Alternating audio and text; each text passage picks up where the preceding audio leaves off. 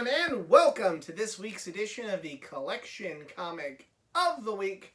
The book I have chosen for this week is World's Finest, number 176, and it's a crown jewel book in my collection. For a number of reasons that I'll get into, but one of the reasons that this book represents a lot of things.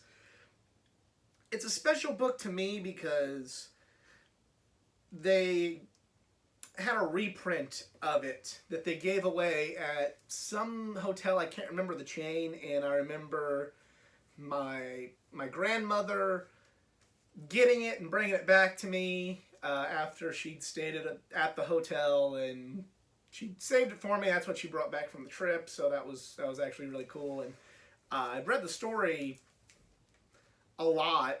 I'd gone to find out after reading that story that this is probably one of the first times you actually saw Batman and Superman fight one another. This is one of the first, maybe the first book where that happened, and they're kind of essentially being played against one another by two different aliens claiming that Batman's bad, Superman's bad, or so we think. And it turns out this book, on a personal level, despite being something that I associate with my grandmother, so it's really, really cool, and, having an actual copy of it signed by the great Neal Adams, something that that's what makes it a crown jewel of my collection. But on the flip side, even when I read it as a kid, I'm kind of it was both the good and the bad of old comic books. It was good, and it really was a very, very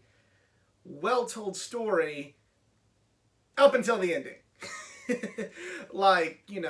So many twists and turns, and, Superman recruits Batgirl to fight on his side against Batman. Batman recruits Supergirl, and you have all these friends fighting against one another, because at the time, this was before kind of Frank Miller deconstructed the Batman-Superman relationship. They were still kind of friends at this point, and just, it was just really, really intriguing. And then, the ending of it is just, so lame and so bad. And it's just really? I understand this was the Silver Age. I understand this was the late 60s, but really? But yeah, without any further ado, let's check it out. As you can tell by the cover, the one thing, you don't really see the speech bubbles much these days in newer comics, but it is just kind of, it was a better tease back in those days, back in the Silver Age. And delicately gonna open this up. But coming your way, brand new Flash you've never seen before. So, with the new Flash comics, but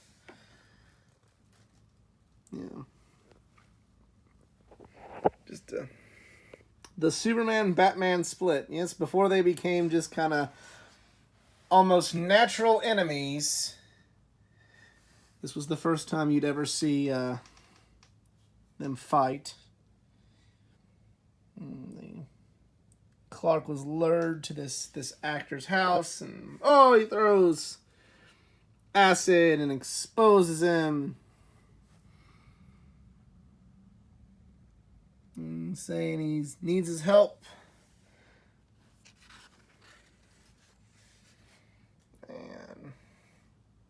And we're really kind of skimming because it's not. But then we have, later that same day, Batman reached great guns. An alien intruder in the Batcave. Great guns. That's, yeah. Cool little vintage toy model airplane ad. And the brand new of humor, Scooter and Binky. Never really read much of those. Neal Adams does, even in the Silver Age here, this is just amazing art from from Neil Adams, but too bad Robin's off on a Teen Titans mission. So, I read a reprint of this as a kid. Ironically, I don't have the reprint, or else we'd be looking at that right now. But, this was a page-turning story. And it's been in several collected editions, And then you have some conflict between Supergirl gets involved, but on Batman's side, and the 30th anniversary of Superman issue, 1938-1968. So then Batgirl is recruited by Superman, and then here's the thing that the part of the issue that just always intrigued me was you had Jimmy Olsen and Robin as like a team, and pretty much it's great jumping catfish. That's the secret of the two aliens I'd never have guessed. And then they get gas before they can get to the jet. And straight up, a kryptonite punch from Batman to Superman and then,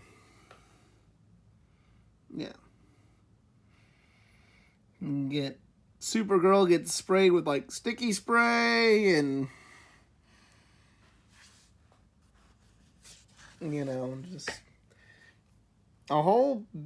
just a straight up battle royale between the world's finest with opposite sides, with Batgirl and Supergirl, and it's just all this going on, and you lead to what they think is going to be, first of all, Angel and Ape. Who are they? What are they? No idea. And basically it's just this actor, and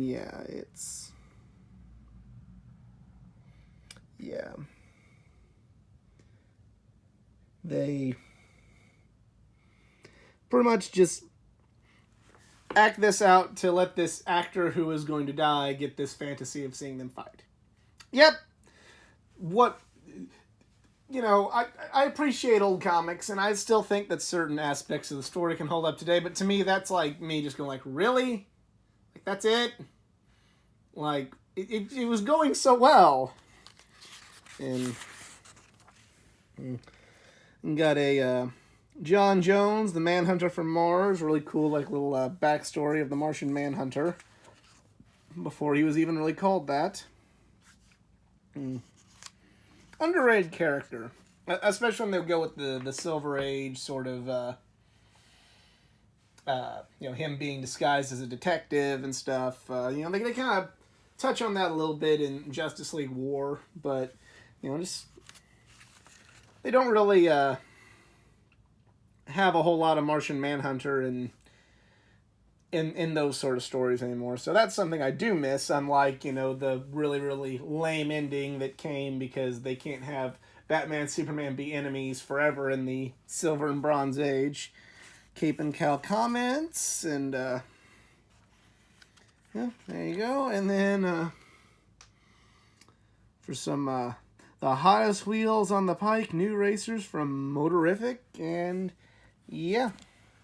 that is World's Finest, number 176, art by Neil Adams. Art's beautiful. It was an intriguing mystery and an intriguing story, and there was a lot to it that was very, very well done. But just it gets to that just ending that's lame as all fuck, and it's like like I'm talking about, like, this is actually a decent copy and the autograph. It'd be like if Neil Adams just decided to draw just mustaches all over like the rest of the cover whenever I met him and had him autograph it back at Wizard World Chicago. That would be the equivalent of like that. Just as great as this was, the ending just is just like, even as a kid going back, reading that comic, I'm like, really? And like, I wasn't so young I'd buy into anything. I guess maybe it was a sign that I was growing up, that I didn't just like go, oh, okay, well, I'll buy into this. But no, this was it's a fine book. Like I said, for the sentimental value of tracking down the real comic compared to the reprint that my grandma thought enough of me to bring back from her trip. That has significance. The significance that this does have to the Batman and Superman lore, as well as the Batgirl and Supergirl lore as well. All of that still makes it a crown jewel book in my collection, but because of just kind of the general story, it's a few notches down compared to the Gambit book, or the Nightwing book, or the New Teen Titans, or some of the other major books that we've gone over or have yet to go over here on Collection Comic of the Week. It's in the mix, but it's at the lower end of the mix. But still a fun book to have and a fun piece of comic history. Do you also own that book? Let me know in the comments section below. If you enjoyed this video, please give it a like, share, subscribe for more content, not just from the world of comic books, but from the world of pro wrestling, gaming, anime, and all things geek culture. Follow me on my social media pages, facebook.com/athleticgeek89, Twitter @athletic_geek89, Instagram @athleticgeek89, and if you'd like to help improve this channel financially, I am on Patreon, patreon.com/athleticgeek89. Other than that, I'm out. Y'all be cool. Later.